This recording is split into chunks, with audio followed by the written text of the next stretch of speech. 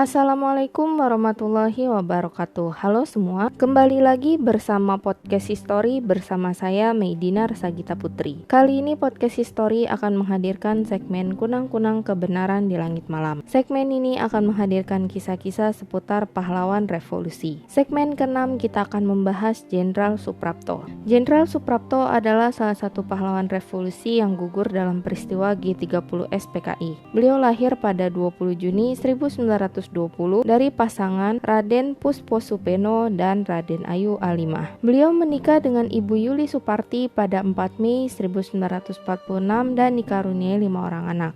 Ibu Yuli Suparti sendiri lahir di Cilacap pada bulan Juli 1928. Keluarga Jenderal Suprapto menjalani kehidupan secara sederhana. Jenderal Suprapto sendiri dikenal sebagai salah satu jenderal yang religius dan taat beragama. Selain itu, Pak Prapto juga dikenal sebagai jenderal yang memiliki selera humor yang tinggi dan pandai melukis. Beliau memulai pendidikan di HIS Purwokerto. Pada saat itu usia beliau sudah 7 tahun. Mata pelajaran yang sangat disenangi ialah berhitung atau sekarang populer disebut matematika. Setelah itu Pak Prapto melanjutkan pendidikannya ke Mulo bagian B, kemudian AMS bagian B di Yogyakarta. Ketika belajar di AMS, beliau sudah gemar mengarang. Dalam sayembara mengarang yang diadakan oleh sekolah tersebut, karangan Pak Prapto yang berjudul Mitch Ideal atau Cita-Citaku memperoleh nilai terbaik. Karangan itu kemudian dimuat dalam majalah Fox, sebuah majalah yang diterbitkan oleh AMS Yogyakarta. Yang menarik bukan karena karangan tersebut berhasil memenangkan sayembara, tapi terutama pada isinya yang menggugah semangat para pemuda agar berjuang memperbaiki nasib bangsanya. Beliau menyelesaikan pendidikan AMS pada tahun 1941.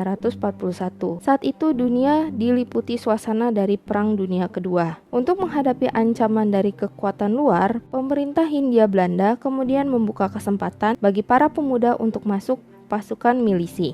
Pak Prapto kemudian mengikuti pendidikan KMA atau Akademi Kemiliteran di Bandung. Pendidikan itu tidak sempat diselesaikan, karena pada bulan Maret 1942, pemerintah Hindia Belanda telah menyerah tanpa syarat kepada bala tentara Jepang. Anggota pasukan Belanda kemudian menjadi tawanan Jepang, termaksud Pak Prapto yang pada saat itu menjadi taruna Akademi Militer. Tapi kemudian beliau berhasil melarikan diri dari rumah tahanan dan kembali ke Purwokerto. Pada masa pendudukan Jepang, beliau mengikuti kursus pada Pusat Latihan Pemuda. Setelah itu, beliau bekerja di Kantor Pendidikan Masyarakat Banyumas di Purwokerto. Cita-cita yang pernah dituangkan dalam artikel beliau, yaitu Mitch Ideal, sedapat mungkin diterapkan dalam tugasnya sehari-hari. Beliau kemudian bertemu dengan Bapak Sudirman yang kala itu masih sangat muda. Sejalan kemudian, Pak Prapto mengikuti latihan-latihan kepemudaan seperti Keibodan, Senendan. Memasuki era kemerdekaan, beliau memulai karir militer dan memegang beberapa jabatan, seperti menjadi Kepala Bagian 2 Divisi 5. Pada saat pertempuran Ambarawa pada tahun 1945, Pak Prapto turut mendampingi Kolonel Sudirman yang memimpin pertempuran tersebut. Kemudian pada tahun 1948, beliau menjadi Kepala Bagian 2 MBKD dan pada bulan Oktober di tahun yang sama, beliau kemudian dipindahkan ke Solo dan dipercayakan untuk memegang jabatan Kepala Staf Divisi 2 sekaligus sebagai perwira diperbantukan pada Staf Gubernur Militer daerah Surakarta, Pati, dan Semarang yang dipimpin oleh Kolonel Gatot Subroto. Beliau juga pernah menjabat sebagai Wakasat pada bulan Desember 1953. Karir militer beliau terus menanjak hingga beliau berhasil memperoleh jabatan sebagai Deputi Administrasi Menteri Panglima Angkatan Darat pada bulan Juli 1963.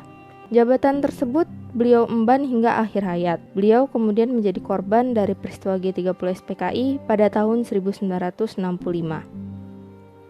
Ada beberapa firasat yang terjadi menjelang kepergian Jenderal Suprapto.